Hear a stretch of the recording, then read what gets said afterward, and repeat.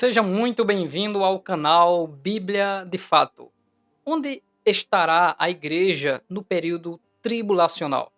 Será que o livro do Apocalipse ele pode nos dar um respaldo de onde estará a igreja? Qual o significado das menções de igreja dentro do livro do Apocalipse?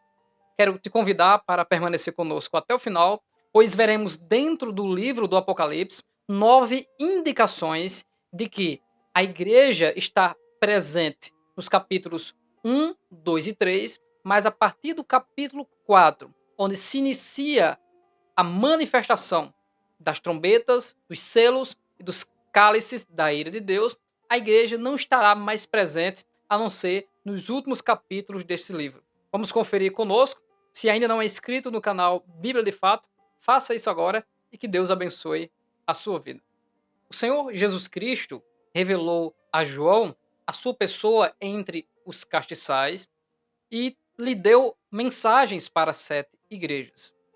O Senhor disse: escreve as coisas que viste, as que são e as que depois destas hão de acontecer. Aqui está a divisão do livro do Apocalipse. As coisas que viste é a revelação de Jesus Cristo andando no meio das igrejas. As coisas que são é o que ele escreveu para as igrejas locais. E as futuras, as que hão de acontecer, são as coisas que estão relacionadas com o juízo do fim dos tempos. Então, essa é a divisão. E a última é a maior divisão do livro do Apocalipse, que vai do capítulo 4 até o capítulo de número 22. Como podemos identificar no livro do Apocalipse, do capítulo 4 ao capítulo 22, a ausência da presença da igreja sobre a face da terra, que nos faz entender que a igreja foi arrebatada. Nós iremos trazer aqui, em resumo, 9 indicações disto, e enquanto falamos, as referências de cada uma dessas indicações dentro do livro do Apocalipse, com referência em outros livros, estará passando aqui para que você coloque pausa no vídeo e possa estar conferindo. Então vamos buscar dentro do livro do Apocalipse apoio para a interpretação pré-tribulacional, de que a igreja será arrebatada antes do início do período tribulacional. E a primeira coisa é o contraste entre o termo eclesia no livro do Apocalipse. O termo igreja ou igrejas, no sentido de igreja local, aparece 19 vezes do capítulo 1 ao capítulo 3. Depois não há mais menção da igreja no sentido local em todo o livro do Apocalipse, a não ser no final, no capítulo 19, na descida do Cordeiro de Deus com a sua esposa ou a sua noiva vinda do céu. Isso significa o quê? Que enquanto os juízos de Deus estão sendo manifestados aqui sobre a terra, a igreja está segura e guardada nos céus na presença do Senhor. E esse contraste mostra isso, porque a igreja foi tão citada dos capítulos 1 ao 3 e agora, a partir do capítulo 4, ela desaparece. Esse é o nosso primeiro ponto que nos faz entender que houve aqui o arrebatamento da igreja enquanto o mundo vive o período de tribulação.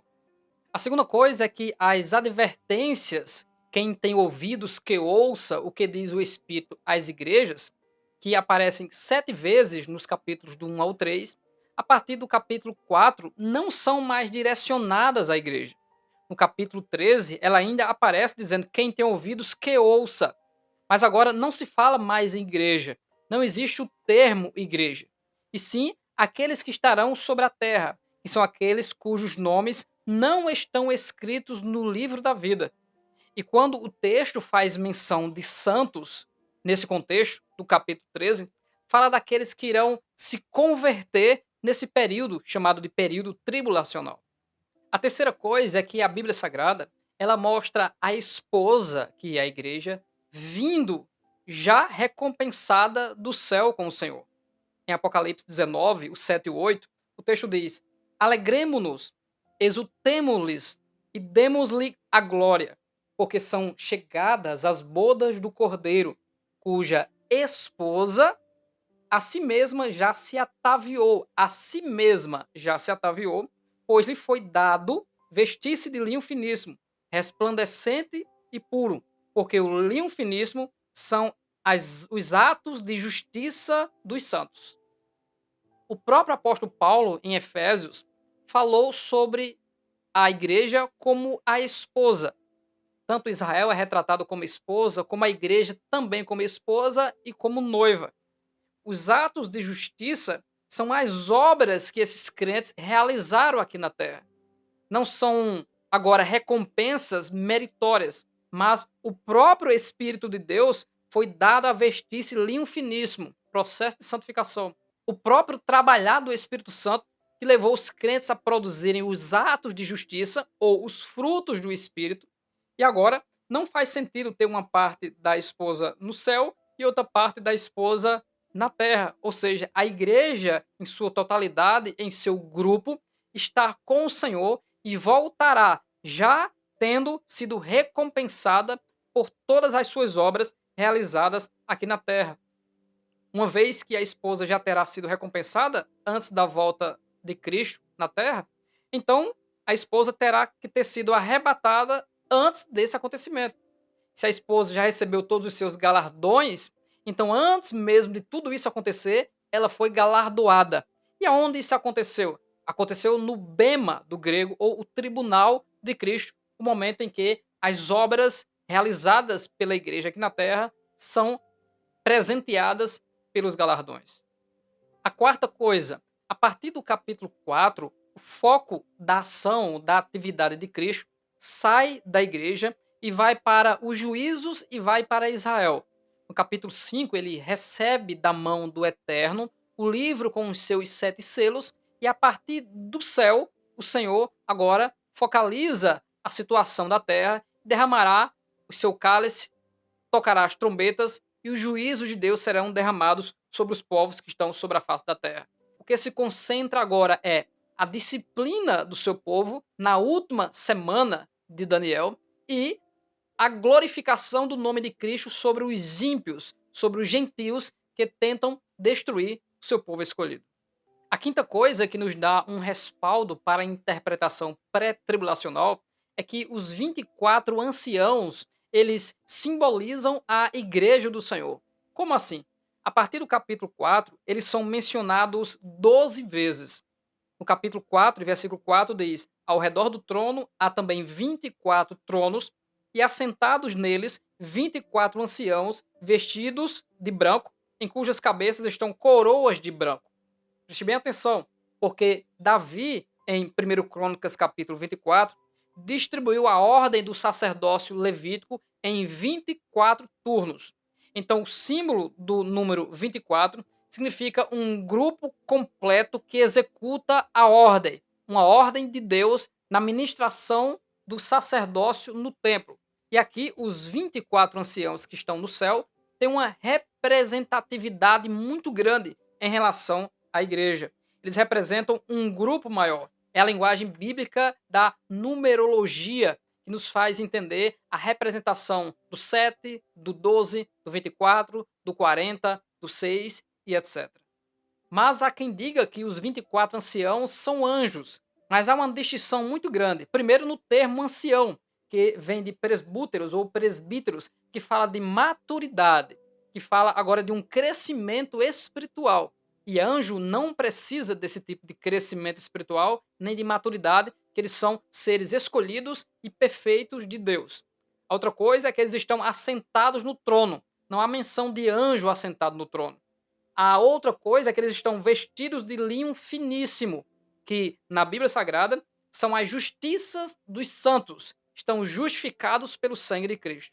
E também eles têm coroas na cabeça. Não há menção de anjos serem coroados, mas na Bíblia Sagrada, nesses versículos que eu estou colocando aqui, há menção de várias coroas que os crentes irão receber por permanecerem fiéis e perseverantes na presença de Jesus. Uma outra coisa interessante é que na descrição do louvor dos 24 anciãos, há traduções que eles se incluem como aqueles que foram salvos.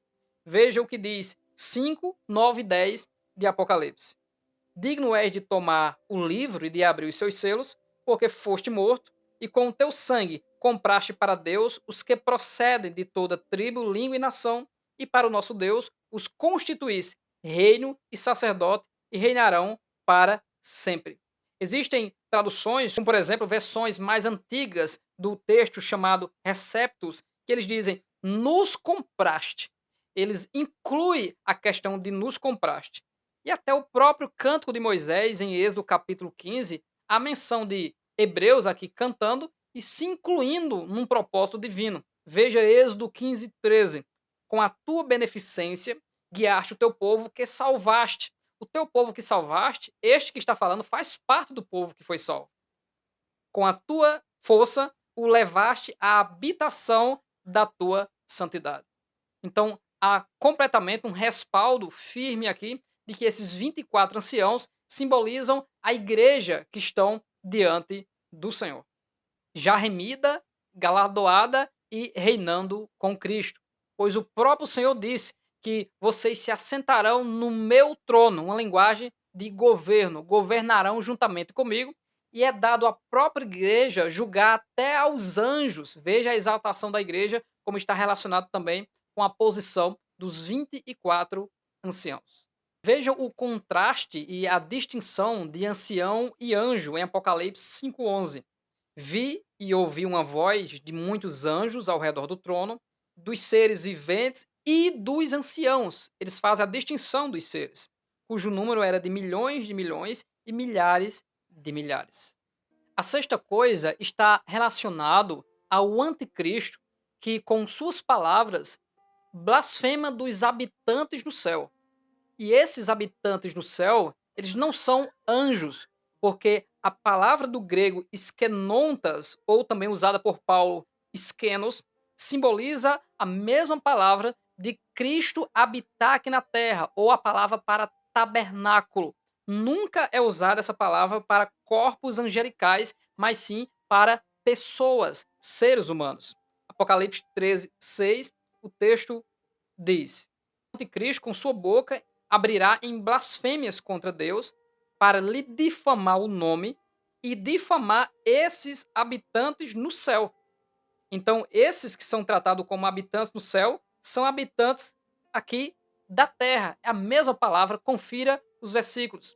Então, o anticristo está na terra, blasfemando dos que hoje estão salvos e habitando no céu e buscando eliminar aqui na terra aqueles que ele puder e, em especial, indo ao encontro com a nação de Israel. A sétima coisa é uma negativa, que está relacionado ao arrebatamento de João ao céu, que não representa o arrebatamento da igreja. O arrebatamento de João está mais relacionado às experiências de Paulo em 2 Coríntios 12, em Atos capítulo 8. A única coisa de semelhança que há é a voz e a trombeta. Porém, não há menção de encontro com Jesus nos ares, nem de descida de Jesus Cristo sobre a terra. É simplesmente um arrebatamento de sentidos para ter visão, porque logo depois também João está na terra novamente servindo a Deus. A oitava coisa é que os 7 espíritos que estão diante de Deus não podem ser confundidos com os candelabros que João viu Jesus entre eles no capítulo 1. Aqueles candelabros que a palavra aqui, lâmpadas, candelabros, tochas de fogo. Muitas pessoas querem confrontar a interpretação pré-tribulacional dizendo que há uma confusão entre isso. Mas não há confusão. Jesus está entre os castiçais, menorá ou menorote, que simbolizam a igreja. Quando João sobe ao céu e no capítulo 4 vê os 7 espíritos semelhante a uma menorá, 7 lâmpadas. Ali são os 7 espíritos que simbolizam as 7 características do Espírito de Deus, que estão descritos em Isaías, no capítulo 11 e no versículo 2. Então não há um confronto entre esses dois. São distintos e cada um tem a sua representatividade. Última indicação de que o próprio livro do Apocalipse nos dá respaldo para a interpretação pré-tribulacional é que a partir do capítulo 4 há uma ênfase de Deus no tratamento para com a nação de Israel, mostrando elementos judaicos. Confira Apocalipse 4:3, quando João sobe e tem as visões do céu, ele vê, e o que estava assentado era, na aparência, semelhante à pedra de jaspe e sardônica, e o arco celeste estava ao redor do trono, e parecia semelhante à esmeralda. Ele está citando pedras preciosas que, em Êxodo capítulo 28, fazem parte do peitoral, citando de propósito a primeira e a última pedra, simbolizando a completude do povo de Deus e simplesmente o relacionamento de Deus com o povo de Israel. Então, dos capítulos 4 ao capítulo 19, a ênfase é do tratamento de Deus para com Israel, até porque nós estamos falando da conclusão do propósito de Deus em purificar e tirar a transgressão do seu povo, como Daniel deixou muito bem claro no seu livro. A outra referência muito forte para o tratamento de Jesus Cristo com a nação de Israel é que quando João vê o Eterno sentado no trono, o ancião vem até a ele, que chorava muito, e diz: Não chore, eis aí o leão da tribo de Judá, a raiz de Davi, que venceu e é digno de tomar o livro e desatar os seus 7 selos. Lembra de Gênesis 49 e também Isaías 11, o 1, o 2 e o 10? São textos que falam de profecias de Judá, que terá sempre o seu cetro entre as suas pernas, ou seja, regerá para sempre.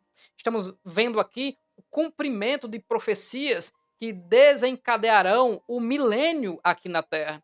Deus concluindo as promessas de Israel, como no final da grande tribulação, Paulo, em Romanos 11, diz: E todo o Israel será salvo, quando de Sião vier o libertador.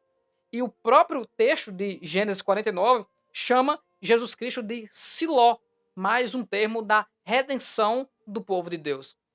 A ênfase dos capítulos 4 em diante não é mais a igreja, pois a igreja foi arrebatada, e sim a ênfase é a nação de Israel e a purificação e o perdão dos seus pecados.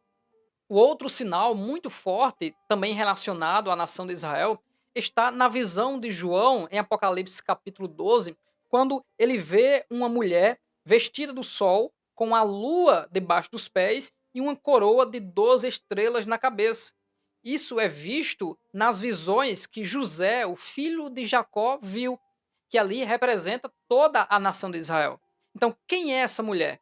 Para alguns, interpretam como Maria que está gerando Jesus. Mas, como disse o próprio Senhor Jesus, a mulher samaritana, em João capítulo 4, ele disse que a salvação vem dos judeus. Então, o que o texto está mostrando aqui é que Israel gerou Jesus para as nações, gerou Jesus como o salvador do mundo. E o próprio José, no Egito, é chamado de Zafenat Paneá, como o tipo de Cristo, que é o salvador do mundo. Então, nessa investigação no livro do Apocalipse, e essas 9 indicações de que a igreja não é mais mencionada a partir do capítulo 4, então onde estará a igreja? Não pode estar em um outro lugar a não ser na presença do Cordeiro, sendo galardoada, participando das bodas e se preparando para vir reinar com o Senhor, e também as promessas de Deus a Israel, ao Israel étnico, se cumprirão no milênio. Há uma necessidade do milênio que é para a nação de Israel, onde a igreja também estará presente e reinará com o Senhor. E a dispensação do Senhor para os ímpios trará a execução do seu juízo, e o Senhor ainda salvará pessoas no período tribulacional. A propósito, os 144 mil que são citados no período tribulacional, como fazendo parte das 12 tribos de Israel, que não se curvaram ao anticristo. E o anticristo vai perseguir todos eles, ou seja, vai virar as suas armas contra a nação de Israel. Tanto é que há o elemento do templo e há o elemento dele se fazer Deus no templo de Deus. Veja como a harmonia das Sagradas Escrituras torna a interpretação mais clara e trazendo para nós, dentro do livro do Apocalipse, um respaldo para o arrebatamento secreto antes do período tribulacional. Que Deus abençoe grandemente a sua vida. Gostaria do seu like e também do seu comentário. O que você achou deste vídeo e dessa exposição. E até ao próximo vídeo, se assim Deus nos permitir.